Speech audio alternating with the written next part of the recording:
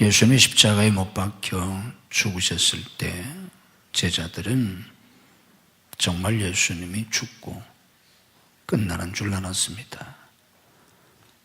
예수님이 십자가를 지시기 전에 여러 차례 죽은 자 가운데서 3일 만에 부활하실 것을 말씀하셨지만 제자들은 아무도 믿지 않았습니다. 사람이 죽으면 그만이지 죽은 자 가운데서 다시 살아난다는 건 있을 수 없는 일이기 때문에 예수님이 여러 번 말씀하셨어도 제자들은 믿지 않았습니다. 그래서 안식 후 첫날, 그날이 주일인데 새벽 미명에 예수님 무덤을 찾아갔던 여인들도 부활하신 주님을 만나려고 갔던 것은 아닙니다. 여전히 예수님의 시신은 무덤 안에 있고 그 시체에 향을 발라드리려고 무덤에 갔던 것이지 부활하신 주님을 만나 뵈려고 무덤에 갔던 것은 아닙니다. 그런데 가보니까 무덤은 비어있고 예수님의 시신이 어디 갔나 놀라했던 그들에게 천사가 예수님이 부활하셨다고 부활의 첫 번 소식을 전해 주었지 않습니까? 무덤을 찾아갔던 여인들도 처음에는 믿지를 못했습니다. 그리고 무덤에 찾아갔던 그 여인들이 돌아와서 제자들에게 예수님 무덤이 비어있다고, 예수님 부활하셨다고, 천사가 그러는데 예수님이 부활하셨다고 전해주었다고 제자들에게 가서 전해주니까 믿지 않았습니다. 그 뒤에 제자들이 있는 곳에 주님이 나타나셔서 비로소 부활하신 주님을 뵙고 제자들은 부활하신 주님을 믿게 됐습니다. 그런데 11 제자 가운데 도마가 다른 제자들 다 있는데 도마가 없을 때 10 제자들에게 주님이 나타나셔서 부활하신 주님을 직접 배운 10 제자가 도마에게 우리가 부활하신 주님을 만났다고 한두 사람도 아니고 모든 제자, 가룟 유다는 죽었고 그리고 남아있는 11 제자 가운데 10 제자 전부가 우리가 부활하신 주님을 만나 뵀다고, 진짜 주님 부활하셨다고 그렇게 증언해도 도마는 믿지 않았습니다. 그러니까 제자들이 얼마나 주님의 부활을 믿지 않았었나 하는 것을 우리에게 단적으로 보여주는 겁니다. 그렇게 주님이 십자가에 못 박혀 죽으시고 그것으로 이제 다 끝났다고 생각했기 때문에 그들은 절망했고 슬퍼했고 이제는 모든 것이 다 끝났다고 포기했습니다. 만약에 그렇게 모든 것이 끝나고 말았다면, 주님이 부활하시지 않았다면 그들은 쓸쓸히 각기 고향으로 돌아가서 베드로, 안드레나 야곱의 형제들은 예수님을 만나기 전처럼 갈릴리에서 어부생활이나 하다가 옛날 주님을 만나 3년 동안 활동했던 그 옛 추억을 기억하면서 그냥 그렇게 세월 속에 나사렛 예수님의 사건은 잊혀지고 기독교는 존재하지 않았을 겁니다. 그런데 예수님이 부활하셨기 때문에, 부활하신 주님을 그들이 직접 만났기 때문에 예수님이 정말 하나님의 아들이시라고, 메시아라고 확신하게 되었습니다.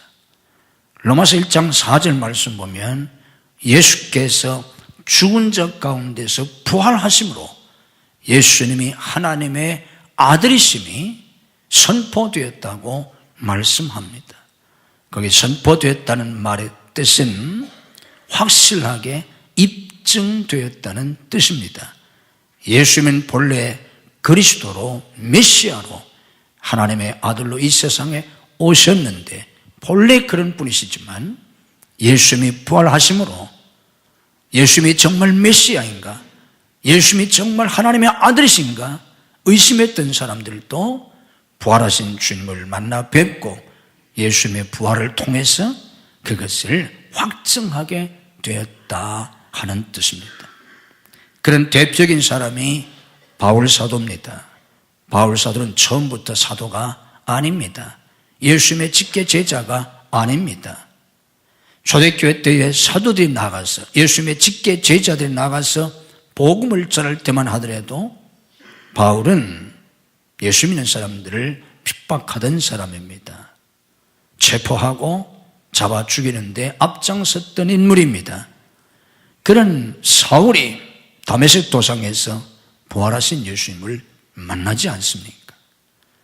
그도 예수님에 대한 이야기를 들었을 때는 허탄한 소리로 들었는데 예수님이 제자들이 전하는 대로 부활하셨다, 말도 안 되는 거짓말이라고 생각을 했는데 다메섹 도상에서 자기가 직접 부활하신 예수님을 만나고 나서는 예수님이 정말 부활하셨구나, 예수님이 정말 부활하셨다면 그분이야말로 정말 하나님의 아들이시구나, 우리가 기다리던 메시아 그리스도구나 라고 하는 것을 확신하게 되었고, 그래서 이제는 나가서 예수님을 전하게 됐습니다. 예수님의 제자들이나 빌립 같은 집사들이나 그리고 사도 바울이 나가서 전한 복음이 무엇입니까? 유대인들에게는 바로 너희가 십자가에 못 박아 죽인 예수가 그리스도시다, 이걸 전한 겁니다. 너희들이 십자가에 못 박아 죽인 그 나사렛 예수가 하나님의 아들 그리스도다, 이걸 전한 겁니다. 그분은 부활하셨다, 그분은 그리스도다, 그걸 전하는 게 초대교회 때의 메시지였습니다. 그래서 초대교회 때는 가장 크게 지켰던 절기가 부활절입니다. 유대인들은 유월절을 가장 큰 절기로 지켰습니다. 그런데 초대교회 때는 부활절을 가장 큰 절기로 지켰습니다. 요즘은 성탄절을 교회들이 가장 큰 절기로 지키는데 초대교회 때만 하더라도 부활절을 가장 큰 절기로 지켰습니다. 그 이유가 어디에 있는가 하면 예수님이 부활하셨기 때문에 그들이 다시 신앙이 회복됐고 그들이 나가서 복음을 전할 수 있는 힘을 얻었기 때문입니다. 예수님이 부활하시지 않았다면 그들은 모든 것이 다 끝나고 기독교는 존재하지 않았을 겁니다. 오늘 우리가 예수님을 믿는 것도 마찬가지입니다. 그래서 바울이 말했지 않습니까? 만약에 예수님이 부활하시지 않았다면, 우리가 나중에 부활하지 못한다면 우리의 믿음은 헛것이다. 우리에게는 구원도 없고 우리에게는 부활도 없고, 그렇다면 우리는 헛것을 쫓는 사람들에게 불과하고, 그러면 우리는 세상에서 오히려 가장 불쌍한 사람들이다.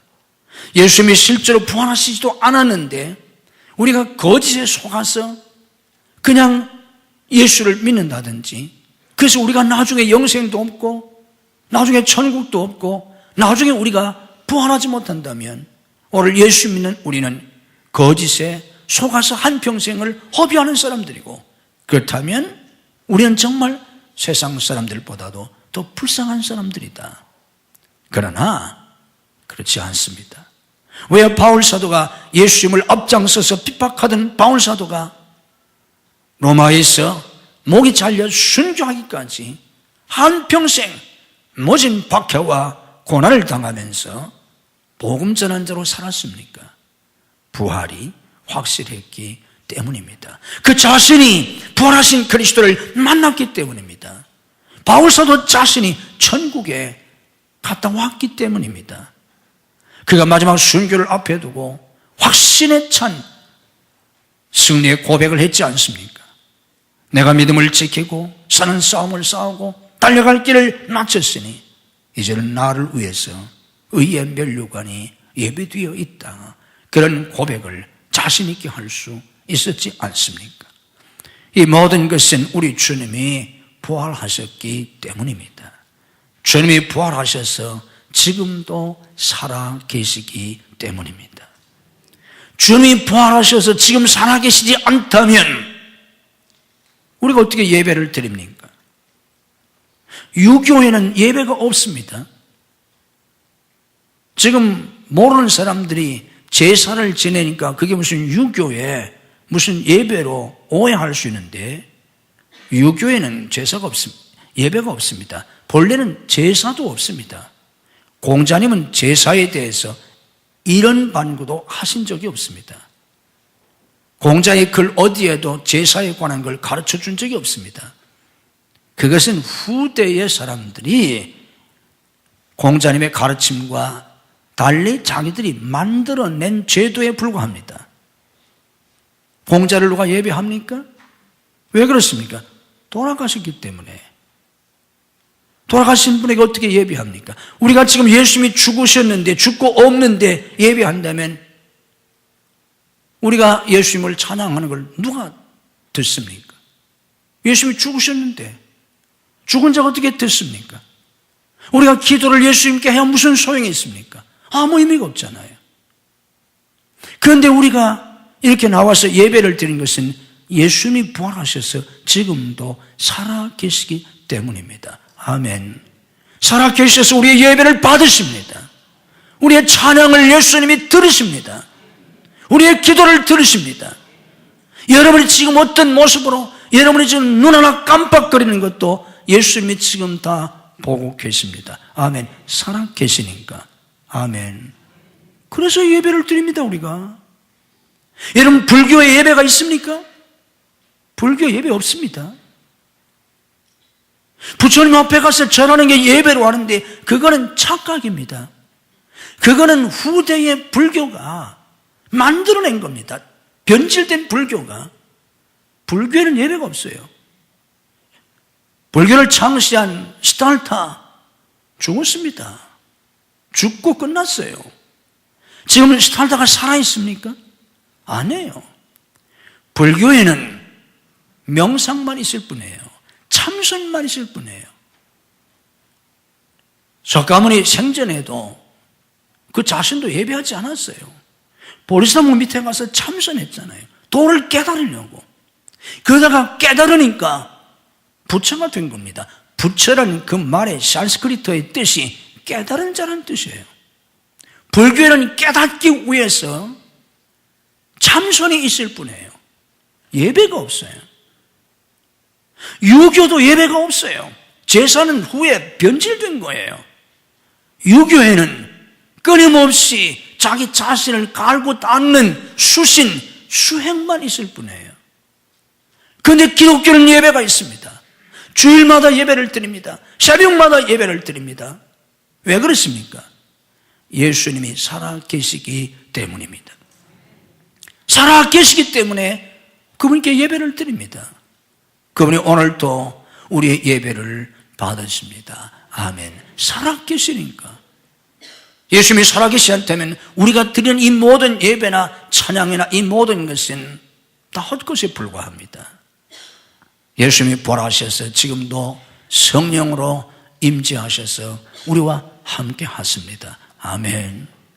주님이 부활하셔서 우리와 함께 하시기 때문에 우리에게 생명이 있고, 우리에게 소망이 있고, 우리에게 승리가 있고 영광이 있습니다.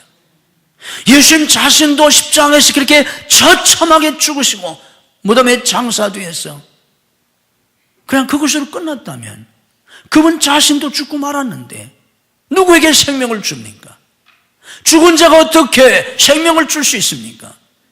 그분 자신이 다시 살아나셨기 때문에 주님을 믿는 우리 모두에게 영원한 생명을 주시는 것입니다. 그분이 승리하셨기 때문에 죄와 사망과 사탄과 이 악의 세력을 이기시고 죄악의 세력이 이 악한 세대가 부패한 권력과 타락한 종교가 메시아를 십자가에 못 박았지만 그분이 부활하셨지 않습니까? 그 모든 걸 이기고 부활하셨지 않습니까?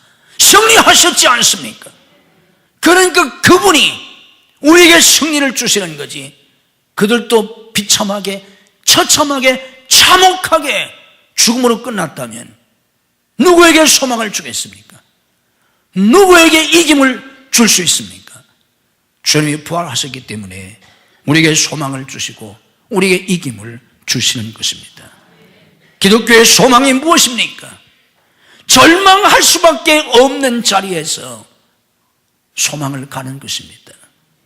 사방을 둘러보아도 전후 좌우 누구를 바라봐도 소망을 가질 수 없는 그런 절망의 환경 속에 있을지라도 부활의 주님을 믿는 사람들은 소망을 갖습니다. 나사로의 무덤 앞에서 주님이 말씀하셨지 않습니까? 나사로가 죽었습니다. 무덤에 장사했습니다. 시체에서는 썩은 냄새가 나고 있습니다. 무슨 소망이 있습니까? 근데 주님은 말씀하셨습니다. 나는 부활이요 생명이니 나를 믿는 자는 하나님의 영광을 보리라. 어떻게 그런 죽음 앞에서 소망을 가질 수 있습니까? 예수님이 부활이요 생명이기 때문입니다.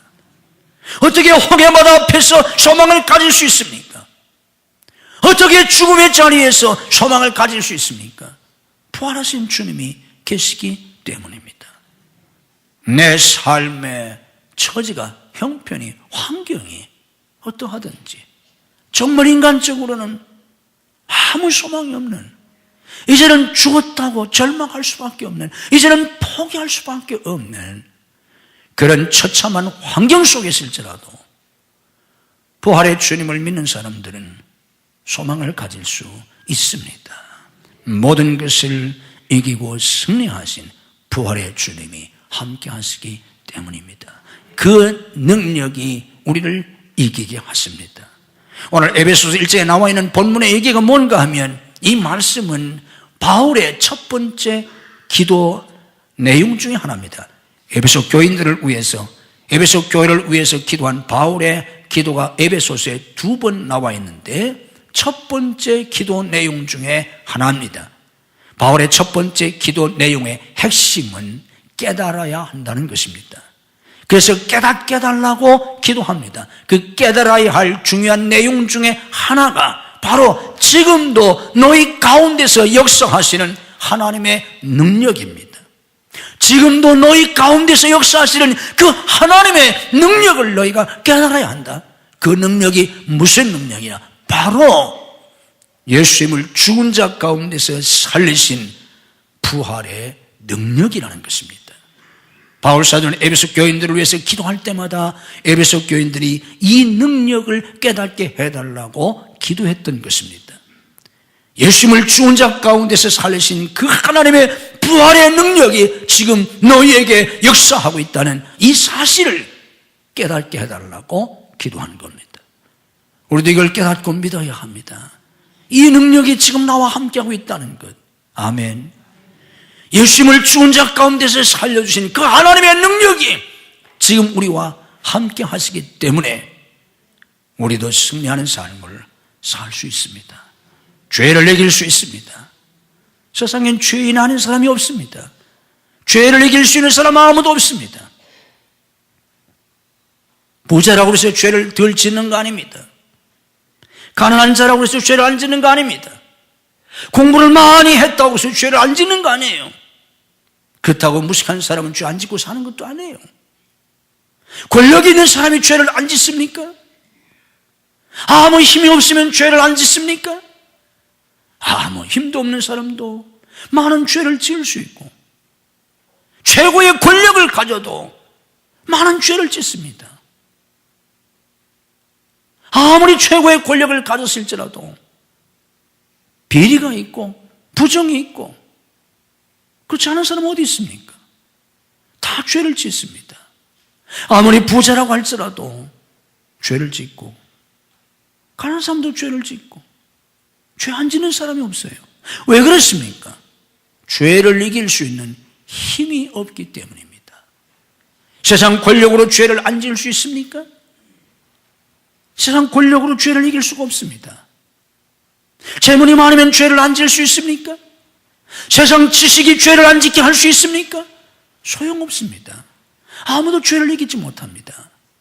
오직 죄를 이기고 승리하신 부활의 능력 안에 사는 사람만이 죄를 이길 수 있습니다.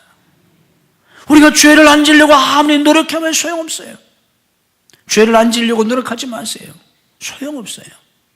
결심해도 소용이 없어요. 내 의지로 죄를 안 지을 수가 없어요. 죄를 안 지으려고 결심하는 것이 아니라 죄를 안 지을 수 있는, 죄를 이길 수 있는 능력을 힘입기 위해서 애쓰셔야 합니다. 능력을 힘입기 위해서. 부활의 그 능력을 힘입어 살 때만 죄를 이길 수 있습니다. 왜 우리 아이들에게 어렸을 때부터, 유치원 때부터 유치원 선생님이 교훈하고 학교에 들어가면 또 학교 선생님들이, 또 교회 와서는 또 교육자들이, 선생님들이 그렇게 가르치는데 왜 아이들이 거룩하게 살지 못합니까? 교훈만 주었지 능력을 얻게 하지 못했기 때문입니다. 이렇게 죄지지 말고 이렇게 살라고, 정직하게 살고 진실하게 살고 선하게 살고 의롭게 살라고 가르치기만 했지, 그렇게 살 수 있는 능력을 얻게 하지 못했지 않습니까? 능력이 없는 지식은 열매가 없습니다. 능력이 따르지 않는 교훈은 잔소리에 불과합니다. 열매가 없습니다. 아무리 교훈해도 소용이 없습니다. 우리 아이들이 그렇게 살 수 있는 능력을 얻게 주어야 합니다. 그래야만 기독교 교육이 열매를 맺을 수 있습니다. 성도들도 마찬가지입니다. 목사가 아무리 선하게 의롭게 살라고 설교하면 뭐합니까? 한평생 목사의 설교를 듣고 교회 다니는데 그런데 그렇게 삽니까? 안 되지 않습니까? 왜 그랬습니까? 능력이 없기 때문입니다. 거룩하게 살 수 있는 능력이 없기 때문에 내 결심 가지고요, 내 의지 가지고요, 내 인격 가지고요, 죄가 그렇게 만만합니까? 내 인격으로 죄를 이길 수 있습니까? 내 의지로 죄를 이길 수 있습니까? 어림도 없습니다. 왜 사회 저명 인사들이 요즘 그렇게 죄가 폭로되고 왜 그런 일들이 왜 일어납니까? 그들만 그렇습니까? 다 뒤지면 안 걸릴 사람 어디 있겠습니까? 왜 그들이 저명 인사임에도 불구하고 왜 그렇겠습니까? 그걸로 죄를 이길 수 없기 때문입니다. 그런 사람들은 죄를 안 지을 거야 이렇게 생각하는 사람들이 어리석은 것뿐이지, 죄를 안 지을 수 있는 사람, 죄를 이길 수 있는 힘이 그들에게 아무에게도 없습니다. 하나님의 능력이 아니면, 부활의 능력이 아니면 우리는 애나 어른이나 저처럼 목사라고 할지라도 죄를 이길 수가 없습니다. 날마다 성령의 능력을 구해야 합니다.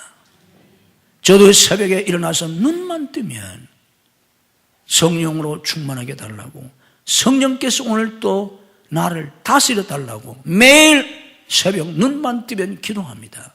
왜 그렇습니까? 성령의 능력이 아니면 죄를 이길 수 없기 때문입니다.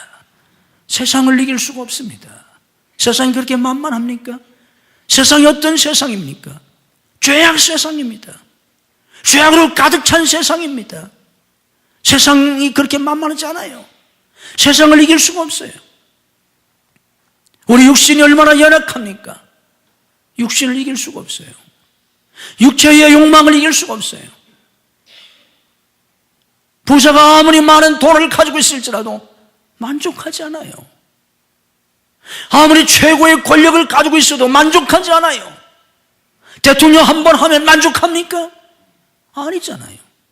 또 하려고 하고, 한 번 더 했는데도 만족하지 않아서 중국의 신평 주석이 법을 지난번에 고쳤잖아요. 중국의 법은 2번까지만 할 수 있다, 연임만 할 수 있다, 이렇게 되어 있었습니다. 그런데 2번째 연임한 신평이 그것을 만족되지 않아서 그 법을 개정해버렸잖아요. 없애버렸어요. 2번만 할 수 있다는 걸 없애버렸으니까 3번도 할 수 있고 4번도 할 수 있고 죽을 때까지 할 수 있도록 열어놨지 않습니까? 왜 그렇습니까? 2번 해도 만족이 없어요. 아무리 큰 권력을 가져도 만족이 없습니다. 아무리 많은 재물을 가져도 만족이 없습니다.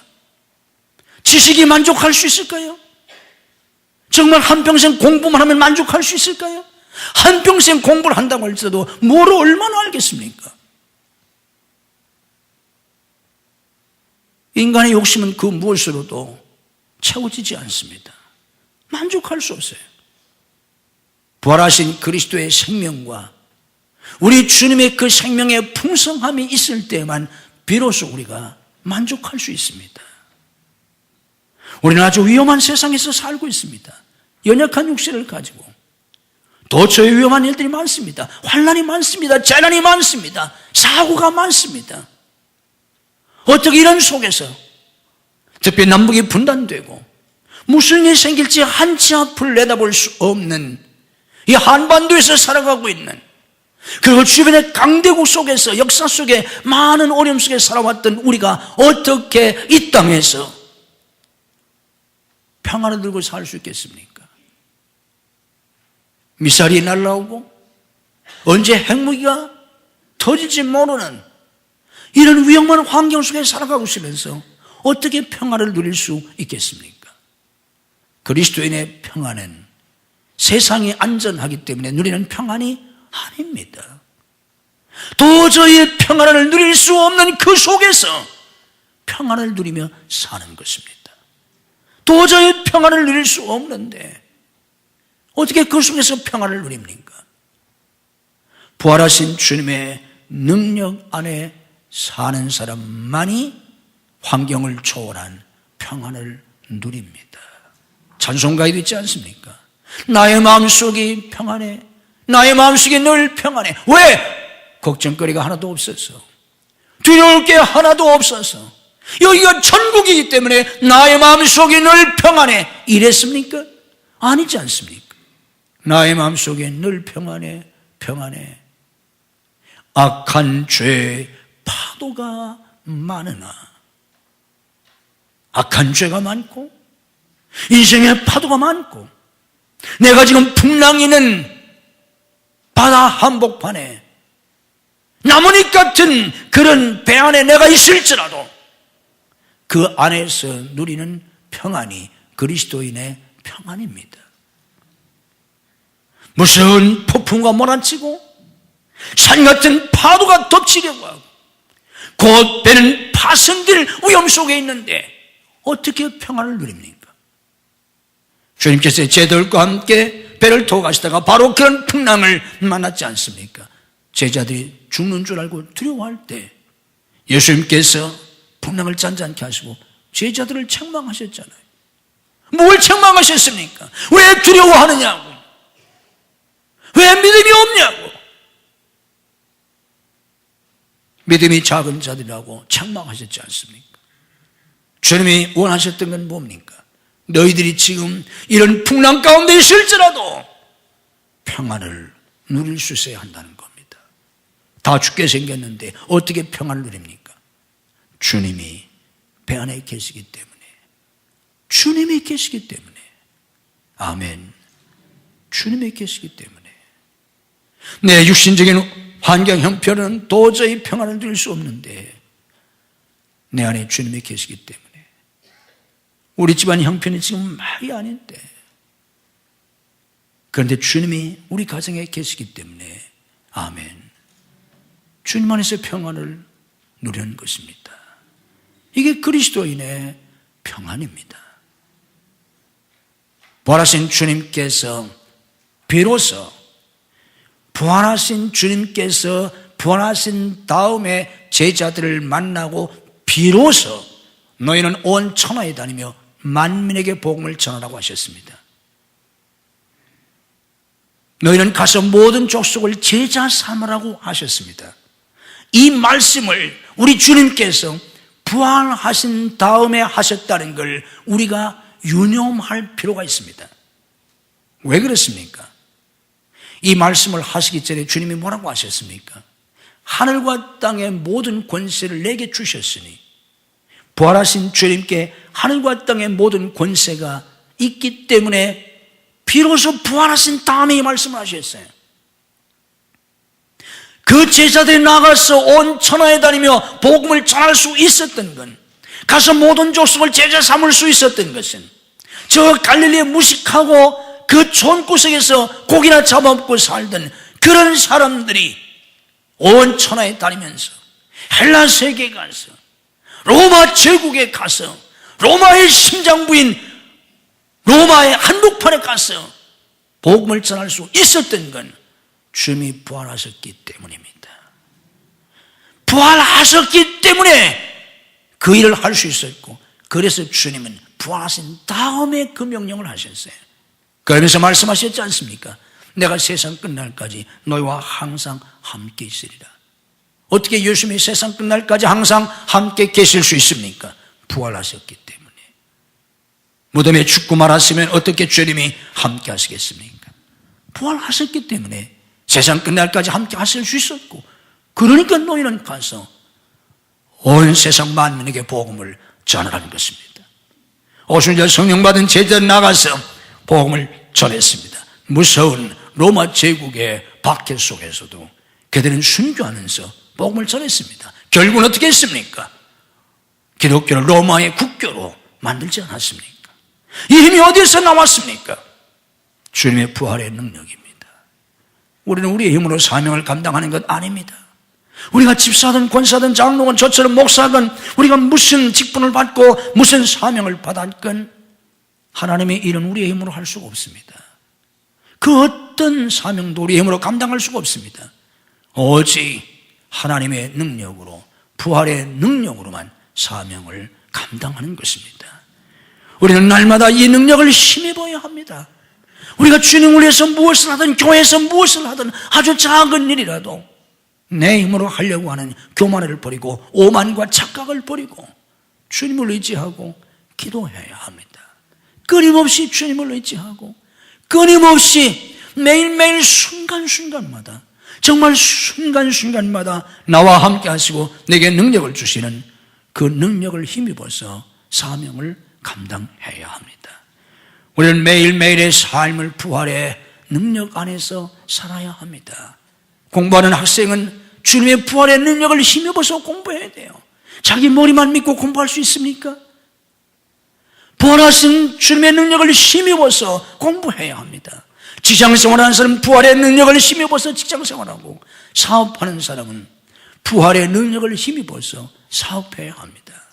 그래야만 승리할 수 있습니다. 형통할 수 있습니다. 이 어려운 세상, 치열한 경쟁 속에서 수많은 사람이 실패하고 또사나는 이런 환경 속에서 살아가지만 모든 걸 이기시고 승리하신 부활의 능력을 힘입어 사는 사람은 승리합니다. 부활의 능력을 힘입어서 가정생활을 해야 합니다. 부활의 능력을 힘입어서 우리는 좋은 부부들이 되어야 되고 좋은 부모가 되고 자식이 되어야 합니다. 부활의 능력으로 살아가는 여러분의 가정들이 되시기를 주님의 이름으로 축복합니다. 그 능력을 힘입어서 직장생활하는 여러분들이 되시기를 주님의 이름으로 축복합니다. 여러분의 자녀들이 부활의 능력을 힘입어서 공부할 수 있기를 주님의 이름으로 축복합니다. 어려운 환경 속에서 사업하시는 분들, 부활의 능력으로 사업에 형통하고 창대케 되셔서 세계 선교에 쓰임받는 기업들이 되시기를 주님의 이름으로 축복합니다.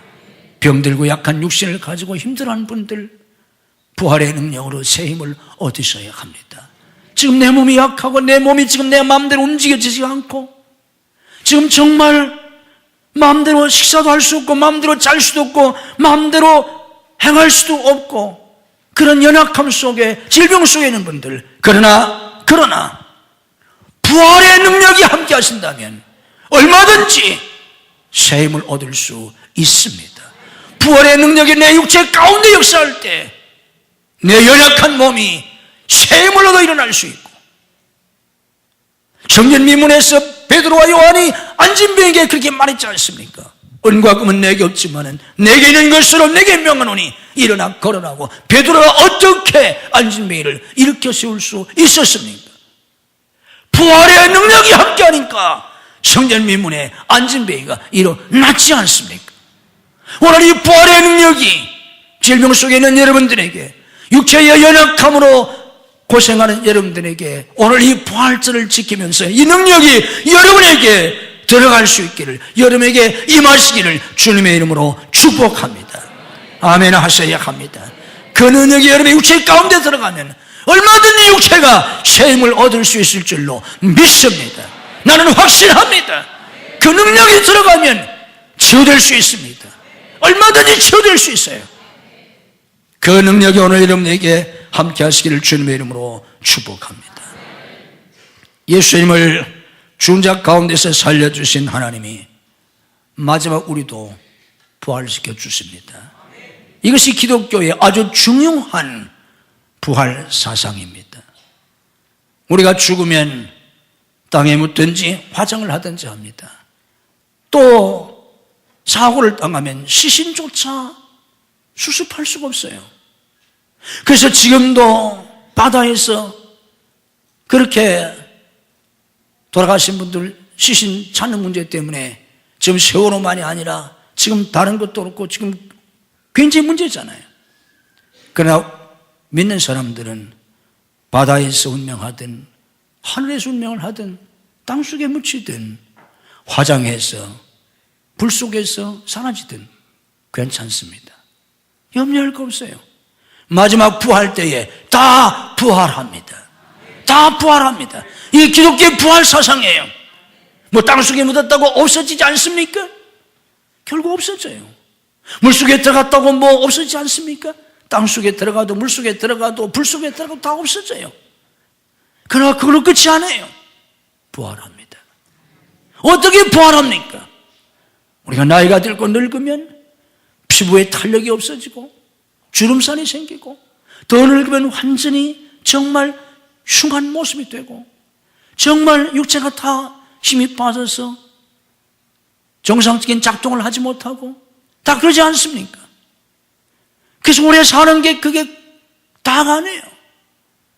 100살이 넘은 분들, 110살이 넘은 분들, 그런 분들 보세요. TV에서 그런 분들 보세요. 살아있긴 하지만 뭐 그게 좋은 모습입니까? 그러나 우리는 100세에 죽든 120세에 죽든 혹은 젊어서 죽든 뭐 태어나면서부터 지체 장애를 가지고 있든 사고를 당해서 내 육체에 문제가 있든 괜찮습니다. 나중에 온전한 몸으로 부활합니다. 부활할 때는 장애가 없습니다. 부활하게 되면 우리가 이 세상에 있을 때 가장 건강했던 모습보다 더 건강한 모습으로 부활합니다. 뭐 늙어서 죽은 사람은 늙은 모습으로 부활합니까? 그럼 누가 늙어서 죽겠어요? 젊었을 때 다 자살하지. 늙어서 죽는다고 늙은 모습으로 부활하지 않아요. 우리가 부활할 때는 내가 이 세상에 있을 때 가장 아름다운 모습보다 더 아름다운 모습으로 부활합니다. 아멘.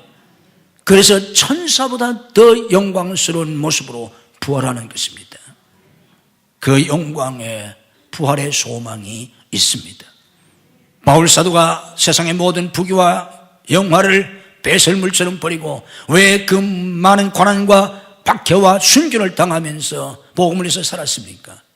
그가 빌립보서에서 고백했지 않습니까? 내가 어찌하든지 부활에 이르려 한다고. 그는 부활의 영광을 깨달았기 때문입니다.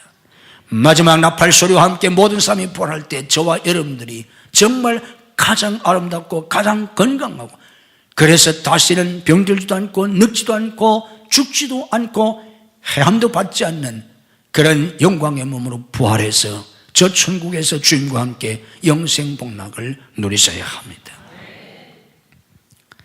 스텐버그 십자가라고 하는 유명한 그림이 있습니다. 스텐버그라고 하는 화가가 그린 그림인데 이 그림이 명화가 되고 기독교 역사에 유명한 작품이 된 배경이 있습니다. 스텐버그라고 하는 이 화가가 베드로 대성당 신부의 요청으로 십자가에 달린 예수님을 그리게 됐습니다. 그런데 이 십자가에 달린 예수님을 그리다가 중단했습니다. 왜 그런가 하면 그림값을 너무 적게 준다는 소문이 들려서 그만 그리다가 중단했습니다. 그리고 많은 돈을 벌기 위해서 페피타라고 하는 집시 아이를 모델로 그림을 그리고 있었습니다. 이 집시를 모델로 해서 그림을 그리다가 쉬는 시간에 이 집시 아이가, 베피타라는 아이가 저 한 구석에 그냥 팽개쳐버린 그리단만 어떤 그림, 곧 십자가의 그리스도인데 그 그림을 보고 물었습니다. 저건 누가 십자가에서 저렇게 달려있는 겁니까? 이 아이는 예수님에 대한 이야기를 한 번도 들어본 적이 없는 집시 소녀였기 때문에 예수님을 전혀 모르니까 누가 저렇게 십자가에 달려있냐고 질문을 했습니다. 그래서 귀찮긴 하지만 이 집시 아이가 예수님에 대해서 전혀 모르는 것 같아서 그만 이 스탠버그가 그냥 간단히 설명해 주었습니다. 저게 예수님이라고 하는 분인데 저분이 하나님의 아들 그리스도로 오셨다고 하는데 많은 기적을 행하시고 병든 자를 고치고 죽은 자도 막 살리고 귀신도 쫓아내고 뭐 놀라운 기적들을 행하고 좋은 말씀을 하시고 그랬는데 유대인들이 이렇게 십자가에 못 박아 죽여버렸다고. 이 말을 듣던 이 베피타라고 하는 집시 아이가 이 말을 듣자 금방 막 우는 거예요. 너무 안 됐다고, 예수님 너무 불쌍하다고 막 우는 거예요. 그래서 너무나 당황이 돼가지고 이 스탠버그가 그냥 울지 말라고. 그런데 예수님이 부활하셨다고, 울지 말라고. 그랬더니 이 집시 아이가 금방 울음을 그치고 얼굴에 화색이 돌고 기뻐하는 거예요. 예수님 부활하셨다고 하니까. 이 모습을 보는 순간 스탠버그의 마음속에 깊은 회개가 일어났습니다. 아니, 저 아이가 예수님에 대해서 한 번도 들어본 적이 없는 저 집시 아이가 예수님의 십자가 얘기를 듣고 부활했던 얘기를 들으니까 저렇게 기뻐하는데, 내가 지금 예수님의 십자가를 그리다가 돈 적게 준다고 해서 더 많은 돈을 받아낼 요량으로 지금 예수님의 십자가를 그리다가 그냥 팽개쳐 버렸는데, 나는 과연 예수님을 믿는 사람인가? 나는 과연 예수님의 부활을 믿는 사람인가? 이런 죄책감이 들면서 너무 큰 회개가 되는 겁니다. 그래서 정말 하나님 앞에 회개하고, 그리고 다시 붓을 들어서 십자가의 그리스도를 그렸는데 그 그림이 명작이 되어서 그 그림을 보는 사람들이 정말 십자가의 그리스도를 깨닫고 감동을 받는 그런 명화가 되어서 스탠버그의 십자가라는 유명한 작품이 되었다고 합니다. 피상적으로 예수님의 부활절을 지키지 말고 정말 부활하신 그분의 생명과 그 능력의 실제적인 역사 속에서 신앙생활을 할 수 있는 오늘 여러분들이 되시기를 주님의 이름으로 축복합니다. 우리를 구원하시려고 인간의 몸을 입고 이 세상에 오셔서 우리의 죄를 다 짊어지고 십자가에서 죽으신 예수님. 그러나 주님은 사망의 권세, 사탄의 권세, 죄의 권세를 이기시고 부활하셨나이다. 부활하셔서 지금도 하나님 보좌 우편에 살아계시고 성령님을 통해서 우리와 함께 하심을 믿습니다. 주님이 부활하실 때 우리에게 생명을 주셨고, 주님이 부활하시기 때문에 우리에게 소망이 있고, 부활의 능력이 역사하기 때문에 우리도 죄와 사탄과 세상과 육신을 이기고 승리할 것을 믿습니다. 우리가 이 악한 세상 가운데 연약한 육신을 가지고 살아가지만, 문제 많은 세상에 살아가지만, 그러나 부활의 능력이 함께 하시기 때문에 우리가 승리할 것을 믿습니다. 그 능력을 깨닫게 하옵소서. 그 능력을 믿게 하시옵소서. 날마다 때마다 일마다 순간순간마다 이제는 내 힘으로 사는 삶이 아니라 부활의 능력으로 살아가는 저희들이 되게 하시옵소서. 그 능력으로 이기게 하시옵소서. 그 능력으로 사명을 감당하게 하시옵소서. 그 능력으로 형통하게 하시옵소서. 그 능력으로 영광의 주인공들로, 부활의 성도들로 살아갈 수 있게 주시옵소서. 부활의 능력 가운데 살다가 마지막 부활의 날 영광스러운 모습으로 저희 모두가 부활에 참여할 수 있도록 축복해 주시옵소서. 믿음으로 가슴에 손을 얹습니다. 주님의 피 묻은 손으로 우리의 모든 죄와 허물과 상처들을 씻어주시고, 주님의 부활의 능력으로 우리 심령의 연약함을 강하게 해 주시옵소서. 우리 속에 소망이 충만하게 하시옵소서. 우리 속에 담대함으로 새 힘을 얻게 하시옵소서. 그 능력으로 저희들을 덮어 주시옵소서. 믿음으로 아픈 곳에 손을 얹습니다. 아픈 가족들을 대신해서 손을 얹습니다. 이 거룩한 부활절에 부활의 능력이 우리의 영혼 속에, 우리의 마음 속에, 우리의 육체 가운데 임하기를 원합니다. 그의 능력으로 우리를 치유해 주시옵소서. 그의 능력으로 새 힘을 얻게 하시옵소서. 내가 나사렛 예수 그리스도 이름으로 명하노니 우리 가족들을 괴롭히는 모든 병만은 다 물러갈지어다. 예수님의 이름으로 치유될지어다. 예수님의 이름으로 새 힘을 얻을지어다. 부활의 능력이 저들의 영혼과 육체 가운데 들어갈지어다. 역사해 주시옵소서. 역사해 주시옵소서. 머리머리 안수하시고 오늘도 진리의 말씀을 깨닫게 하시고 하늘의 은사와 능력으로 덧입힘을 입게 하시옵소서. 하나님의 거룩한 부활의 빛으로 저희들을 감싸 주시옵소서. 부활의 능력의 손으로 저희들을 붙잡아 주시옵소서. 저희들을 지켜 주시옵소서. 주님의 이름으로 승리하게 하시옵소서. 마지막 부활의 영광에 다 참여할 수 있도록 모든 성도들, 우리가 우리의 자녀들을 축복해 주시옵소서. 가정마다 속히 인가우도 시켜주셔서 온 가족들이 하나님을 섬기고 다 함께 부활에 참여할 수 있는 가족들이 되게 하시옵소서. 가정을 파괴하는 모든 사탄의 세력을 주님이 결박하시고 물리쳐 주시옵소서. 내가 나사렛 예수 그리스도 이름으로 명하노니 우리와 우리 자녀들의 가정을 파괴하려고 하는 모든 사탄의 세력은 성령의 결박을 받고 다 물러갈지어다. 우리 자녀들의 앞길을 축복해 주시옵소서.